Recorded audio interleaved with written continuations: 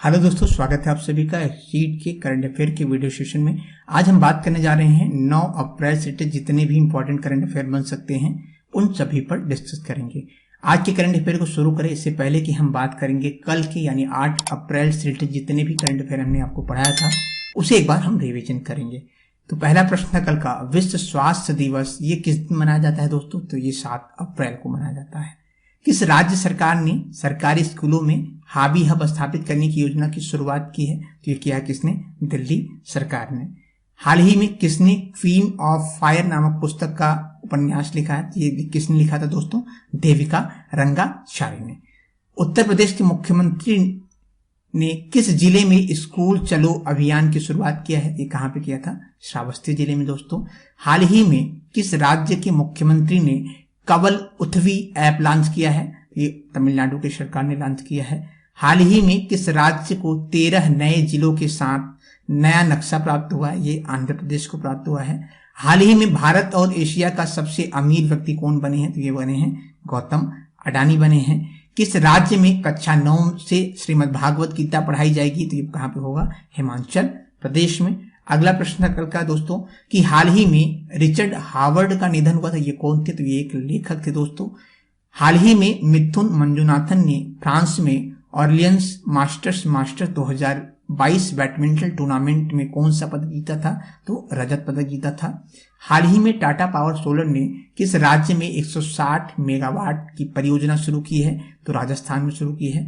हाल ही में केंद्र सरकार ने किसे नया विदेश सचिव नियुक्त किया है दोस्तों? तो ये किसे किया था? विनय मोहन क्वात्रा को जो है नया विदेश सचिव नियुक्त किया गया है। और राष्ट्रपति रामनाथ कोविंद किस देश की 3 दिवसीय यात्रा पर गए हैं? तो नीदरलैंड के गए हैं। किस राज्य सरकार ने मुख्यमंत्री बागवानी बीमा योजना का फसल पोर्टल लॉन्च किया है? तो ये किसने किया था? हरियाणा की सरकार ने।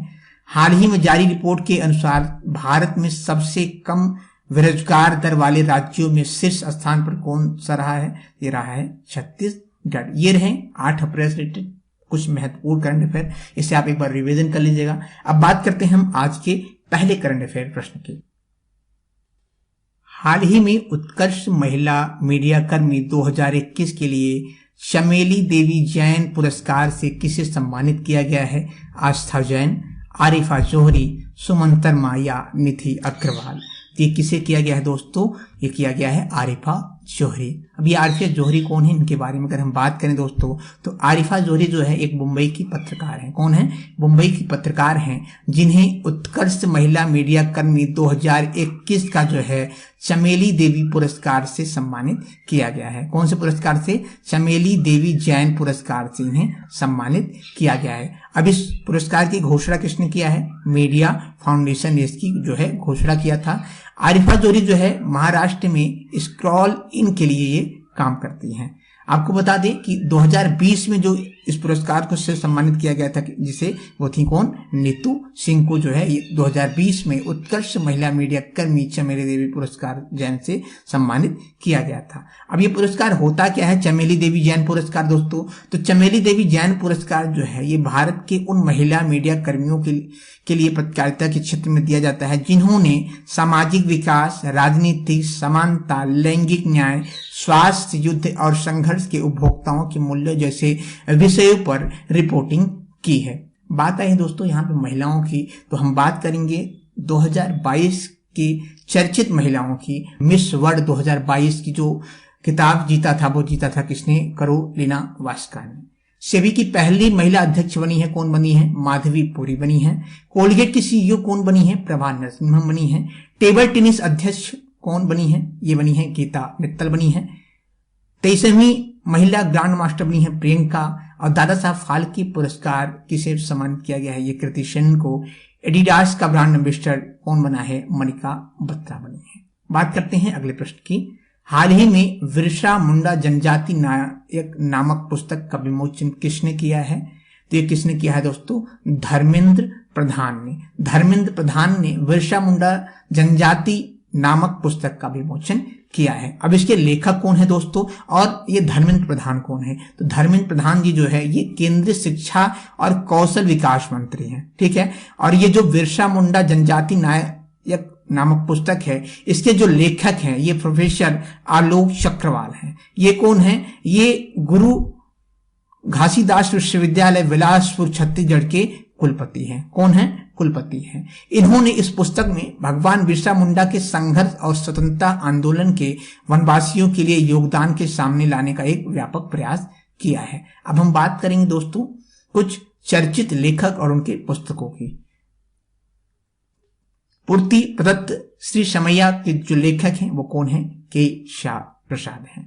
गोल्डन वाइन नीरज चोपड़ा के इससे लेखक कौन है? नवदीप सिंह गील के द्वारा ये लिखी गई है। The founders the story of people, इसके जो लिखे गए हैं ये जिमी सोनी के द्वारा लिखा गया है। उड़ान एक मजदूर बच्चे की मिथिलेश तिवारी के द्वारा लिखा गया है। अ नेशन टू प्रोटेक्ट ये प्रियम गांधी मोदी के द्वारा ये लिखा गया है। द मिलेनियल योगी जो है ये दीपक चटर्जी के द्वारा लिखा गया है। फेयरलेस गवर्नेंस ये लिखा गया है डॉक्टर किरण बेदी के द्वारा। बात करते हैं आज के अगले प्रश्न की। हाल ही में किस मंत्रालय ने मंदिर 360 अंश वेबसाइट लॉन्च किया है?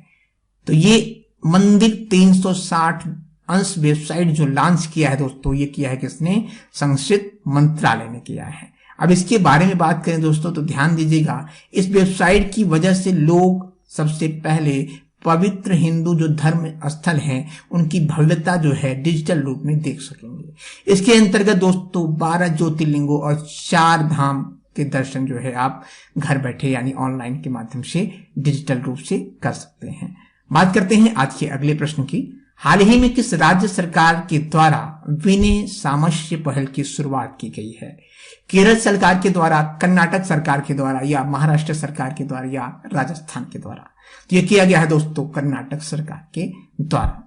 अब ध्यान दीजिएगा दोस्तों, बसवराज बोम्मई यानी जो मुख्यमंत्री हैं कहाँ के? कर्नाटक के, उनके द्वारा जो है राज्य की ग्राम पंचायतों में जाति पूर्वाग्रह के खिलाफ जन जागरूकता अभियान के रूप में विनय सामंजस्य योजना की घोषणा की गई है। इसको लॉन्च किया जाएगा कब दोस्तों? 14 अप्रैल यानी डॉक्टर भीमराव अंबेडकर की जयंती पर। ठीक है। अब बात आई है कर्नाटक की, तो कर्नाटक के मुख्यमंत्री हमने आपको बता दिया है। यहाँ की जो राजधानी है वो कहाँ है? बेंगलुरु। और यहाँ के जो गवर्नर हैं वो कौन है? थापरचंद गहलोत। बात करते हैं आज के अगले प्रश्न की। सीआरपीएफ का शौर्य दिवस कब मनाया जाता है? 5 अप्रैल, 7 अप्रैल, 8 अप्रैल या 9 अप्रैल? तो ध्यान दीजिएगा, सीआरपीएफ का जो शौर्य दिवस है दोस्तों वो मनाया जाता है कब? 9 अप्रैल को। 9 अप्रैल को जो है सीआरपीएफ का शौर्य दिवस मनाया जाता है। ठीक है। अगर हम इसके बारे में बात करें दोस्तों कि ये मनाया क्यों जाता है, तो केंद्रीय रिजर्व पुलिस बल सीआरपीएफ शौर्य दिवस जो है पुलिस बल के बहादुर पुरुषों को श्रद्धांजलि के रूप में प्रतिवर्ष जो है 9 अप्रैल को यह दिवस मनाया जाता है। इस दिवस को जो है क्यों मनाया जाता है दोस्तों, तो ध्यान दीजिएगा, इस दिन 1965 में सीआरपीएफ की एक छोटी टुकड़ी ने गुजरात के कच्छ के रण में स्थित सरदार पोस्ट के में बड़े पैमाने पर आक्रमणकारी पाकिस्तान सेनाओं को हराया था। उसी के उपलक्ष्य में ये शौर्य दिवस हर वर्ष जो है 9 अप्रैल को मनाया जाता है। अगर हम बात करें सीआरपीएफ की बात आई है यहाँ पे, तो सीआरपीएफ के बारे में अगर हम बात करें दोस्तों तो केंद्रीय रिजर्व पुलिस बल का जो मुख्यालय है वो कहां पर है दोस्तों? नई दिल्ली भारत में है। केंद्रीय रिजर्व पुलिस बल का जो गठन हुआ था वो कब हुआ था? 27 जुलाई 1939 को इसका गठन हुआ था। और इसका जो आदर्श वाक्य है वो है सेवा और वफादारी। सीआरपीएफ के महानिदेशक कौन है? कुलदीप सिंह जो है सीआरपीएफ के महानिदेशक हैं। अब हम बात करेंगे दोस्तों कि अप्रैल माह में होने वाले कुछ महत्वपूर्ण दिवस के बारे में। तो ध्यान दीजिएगा, 1 अप्रैल को उत्कल दिवस यानी उड़ीसा दिवस और आरबीआई स्थापना दिवस मनाया गया। 2 अप्रैल को अंतर्राष्ट्रीय बाल पुस्तक दिवस मनाया गया। 5 अप्रैल की बात करें, राष्ट्रीय समुद्री दिवस मनाया गया है। 6 अप्रैल को अंतर्राष्ट्रीय खेल दिवस और 7 अप्रैल को जो है विश्व स्वास्थ्य दिवस मनाया गया है। दोस्तों अगले प्रश्न की ओर बढ़े हम, उसके पहले हम आज बात करेंगे आज के जीके डोज के बारे में दोस्तों, यानी जीके की, जिसमें आज हमने लिया है प्रमुख ऐतिहासिक युद्ध के बारे में। तो दोस्तों आज का जो पहला जीके डोज का जो पहला प्रश्न है वो है तराइन का युद्ध प्रथम युद्ध जो है ये कब हुआ था? तो ये 1191 में हुआ था। किसके किसके बीच हुआ था दोस्तों? मोहम्मद गौरी और पृथ्वीराज चौहान के बीच में हुआ था, जिसमें पृथ्वीराज चौहान जो है इनका विजय हुआ था। किसका? पृथ्वीराज चौहान का विजय हुआ था। दूसरा हुआ था पृथ्वीराज चौहान और गौरी के बीच में 1192 में तराइन का दूसरा युद्ध, जिसमें जो है गौरी की जीत हुई थी। किसकी? गौरी की जीत हुई थी। ठीक है। अगला हुआ था चंदावर का युद्ध जो है ये कब हुआ था? 1194 में मोहम्मद गौरी और कन्नौज के राजा जयचंद को के बीच में हुआ था, जिसमें जयचंद की हार हुई थी। अगला था आपका दोस्तों पानीपत का प्रथम युद्ध। आपसे पूछे कब हुआ था? तो ये हुआ था 1526 में। किसके किसके बीच हुआ था? मुगल शासक बाबर और इब्राहिम लोदी के बीच में हुआ था। ठीक है। खानवा का युद्ध की बात करें तो 1527 में राणा सांगा को पराजित किया था। किसने? बाबर ने। ठीक है। घाघरा के युद्ध की बात करें तो 1539 में जो है बाबर ने महमूद लोदी के नेतृत्व में अफगानों को हराया था। ठीक है। इसके बाद आता है चौसा का युद्ध दोस्तों। 1539 ईस्वी में शेर शाह सूरी ने हुमायूं को हराया था।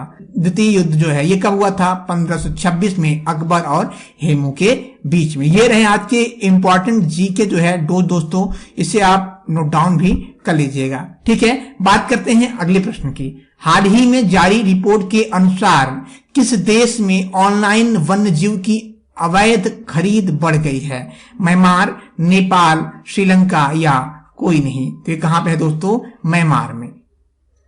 अगर हम इसके बारे में बात करें दोस्तों तो ध्यान दीजिएगा, विश्व वन कोष ने एक रिपोर्ट जारी किया है जिसमें उन्होंने कहा है कि म्यांमार में ऑनलाइन वन्य जीव की अवैध खरीद बढ़ रही है, जो लुप्तप्राय प्रजाति और सार्वजनिक स्वास्थ्य दोनों के लिए खतरा पैदा कर सकती है। अब आपको बता दें दोस्तों कि ये विश्व वन्य जीव कोष जो है ये कहां पर स्थित है? कनाडा में है।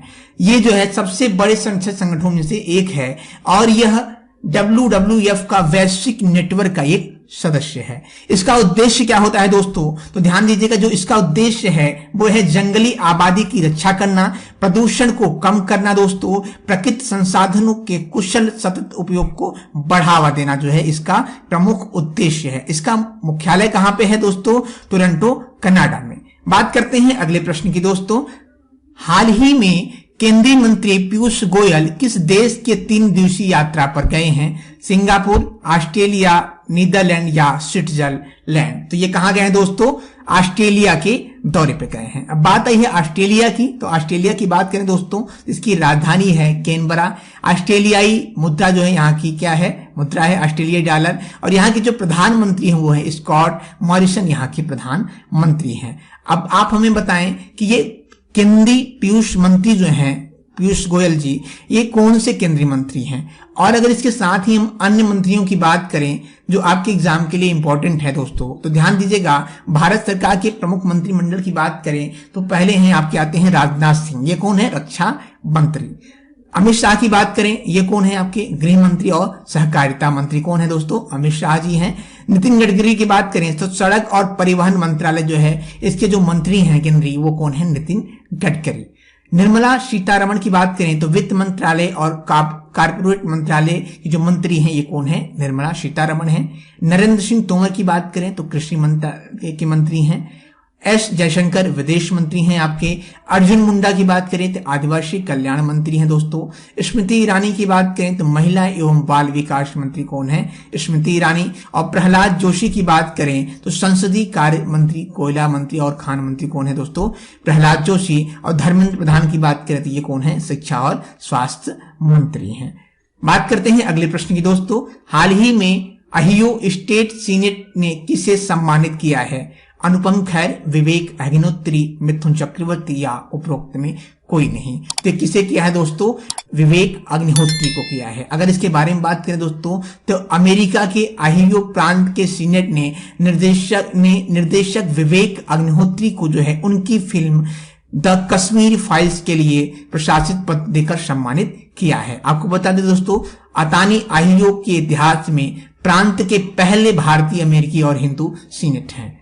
और हम बात करें कुछ प्रमुख सम्मानित या प्रमुख पुरस्कार की दोस्तों 2022 के, तो ध्यान दीजिएगा, भारत रत्न डॉक्टर अंबेडकर पुरस्कार 2022 जो मिला है वो मिला है किसको? हर्षाली मल्होत्रा को। रामनाथ गोयनका पुरस्कार जो है मिला है 2022, जिसान ए लतीफ को मिला है। साहित्य अकादमी पुरस्कार 2022 नमिता गोखले को मिला है दोस्तों। पहली बार गिनीज वर्ल्ड 2022 मिला है जैसी चौधरी को। प्रतिष्ठित रॉयल गोल्ड मेडल 2022 मिला है बालकृष्ण जोशी को। मदर टेरेसा मेमोरियम अवार्ड 2022 मिला है डेनमार्क को। बात करते हैं अगले प्रश्न की। हाल ही में कौन ट्विटर के निर्देशक मंडल में शामिल हुए हैं? Mark Zuckerberg, Jeff Bezos, Elon Musk या कोई नहीं? तो ये हुए हैं कौन दोस्तों? Elon Musk. आपको बता दें दोस्तों, एलन मस्क जो है स्पेस एक्स के संस्थापक सीईओ हैं, साथ ही टेस्ला के फाउंडर व सीईओ एलन मस्क हैं। इनको जो है ट्विटर के निर्देशक मंडल में शामिल हो गए हैं। आपको बता दें दोस्तों कि 9.2% हिस्सेदारी खरीद कर एलन मस्क ट्विटर के सबसे बड़े शेयर धारक बन गए हैं। दुनिया के सबसे अमीर व्यक्ति में भी एलन मस्क शामिल हो चुके हैं दोस्तों। बात करते हैं अगले प्रश्न की। हाल ही में कितने प्रकृत हरित पहल के शुभांकन की घोषणा किया है? तो ये किया है किसने? भूपेंद्र यादव ने। अब इसके बारे में अगर हम बात करें दोस्तों, तो केंद्रीय पर्यावरण और वन जलवायु परिवर्तन मंत्री जो है श्री भूपेंद्र यादव की उपस्थिति में शुभंकर प्रकृत का शुभारंभ किया गया। यह क्या होता है दोस्तों? तो इसके अंतर्गत छोटे बदलावों के बारे में जनता के बीच जागरूक फैलाने का उद्देश्य बेहतर पर्यावरण के लिए जीवन शैली में स्थायी रूप से अपनाया जा सकता है। बात करते हैं अगले प्रश्न की। हाल ही में किस राज्य में रणगौर पर्व मनाया गया है? महाराष्ट्र, राजस्थान, हरियाणा या उपरोक्त में कोई नहीं? तो ये मनाया गया है कहां पे दोस्तों? राजस्थान में। अगर इसके बारे में बात करें दोस्तों, ध्यान दीजिएगा, गणगौर त्योहार राजस्थान, मध्य प्रदेश, गुजरात और पश्चिम बंगाल के कुछ हिस्सों में ये मनाया जाता है। मुख्य रूप से ये राजस्थान का प्रमुख त्योहार है। इसके अंतर्गत दोस्तों इस त्योहार में सबसे एक महत्वपूर्ण है कि इस पूरे राज्य में बड़े हर्षोल्लास के साथ ये मनाया जाता है। यह जो है मार्च से अप्रैल तक चलने वाला इस त्योहार में महिलाएं व्रत और पूजा करती हैं, जिसमें भगवान शिव की पत्नी गौरी की पूजा की जाती है। अब हम बात करेंगे कुछ प्रमुख जो है दोस्तों उत्सव के बारे में जो हाल फिलहाल में मनाया गया है। तो भगोरिया महोत्सव ये कहां मनाया गया था दोस्तों? ये मध्य प्रदेश में मनाया गया है। कहां पे? मध्य प्रदेश में। सरहुल महोत्सव की बात करें दोस्तों, तो ये झारखंड में मनाया गया। कहां पे? झारखंड में। और स्पुतक गस्टर फेस्टिवल का कहां मनाया गया है? ये लद्दाख में मनाया गया है। तुरंगवा महोत्सव सिक्किम में मनाया गया है। खुजराहो नृत्य महोत्सव मध्य प्रदेश में मनाया गया है। मारू महोत्सव या जैसलमेर रेगिस्तान महोत्सव ये कहां मनाया गया है? राजस्थान में। ईशान मंथन उत्तर पूर्व उत्सव का आयोजन कहां किया गया है? ये किया गया कहां पे? नई दिल्ली में। हाल ही में किस राज्य में गया सासोमा गांव में सामुदायिक संग्रहालय की शुरुआत किया गया है? तो ये कहां पे किया गया है? लद्दाख में।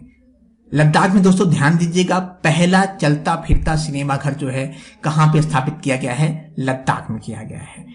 स्पीक गुस्टर फेस्टिवल का कहां हुआ है? ये अभी मैंने आपको बताया लद्दाख में हुआ है। बात करते हैं अगले प्रश्न की। अलेक्जेंडर बुस्की को हाल ही में किस देश के राष्ट्रपति के रूप में नियुक्त किया गया है? ये किया गया है कहां के? सर्बिया के राष्ट्रपति के बारे में। बात करते हैं सर्बिया की, तो ध्यान दीजिएगा दोस्तों, यहाँ की राजधानी कहां पे है? बेलग्रेड में यहाँ की राजधानी कहां पे है? बेलग्रेड यहाँ की राजधानी है। सर्बिया दिनार यहाँ का मुद्रा है दोस्तों। राष्ट्रपति अलेक्जेंडर बुस्की बने हैं।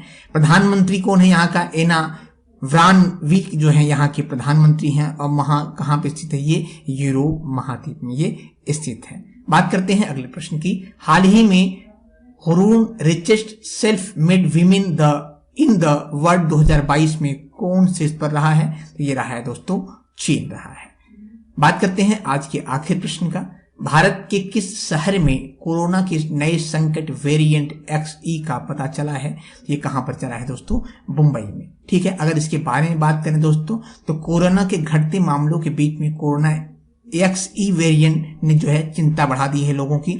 विश्व स्वास्थ्य संगठन WHO के अनुसार जो है XE वेरिएंट जो है पहली बार जो है 19 जनवरी को यूनाइटेड किंगडम यानी ब्रिटेन में पाया गया था। यह जो है दो अन्य ओमिक्रॉन वेरिएंट BA.1 BA.2 का एक म्यूटेड हाइब्रिड है दोस्तों। उम्मीद करते हैं कि क्लास आपको अच्छी लगी होगी। क्लास आपको कैसी लगी आप हमें कमेंट बॉक्स में जरूर बताएं। साथ ही साथ दोस्तों क्लास को शेयर करना ना भूलें। मिलते हैं आपको अगले क्लास में, तब तक के लिए धन्यवाद। जय हिंद।